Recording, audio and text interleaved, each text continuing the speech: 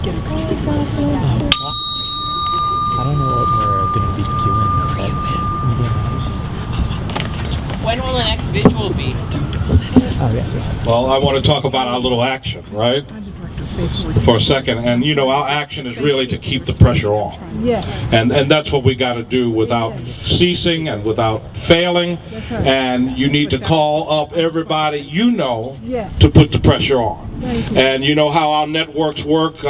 You know, I always say at church that when that folks know how to work the phone, and I notice that folks know how to work the internet. Yeah. Right, and so they send out anything that they want to send out, and we always talk about the gossip mill in church that knows how to operate and get a good story going. Right. Well, the fact is some of you know what I'm talking about, and you got to work that so that you really, in a sense, remind folk that you got your eyes open. Remind folk that you are from the faith community, and you're not only one voice, but you are millions of folk across this country that demand that every politician do the right thing, and that you want health care for all. You can't cut it. You can't compromise it. You got to deal with it. It's about addressing the needs in this country and every single family and child and woman and man in our society. We can't accept anything less. So you got to work the phones.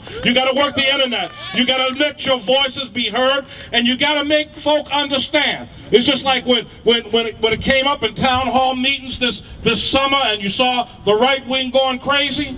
Well, let's show them that we can be righteous and crazy at the same time. That we can inflict the same kind of fear in the politician's heart that the right wing inflicted into their hearts. But that fear is a fear that's going to be based on caring for your neighbor.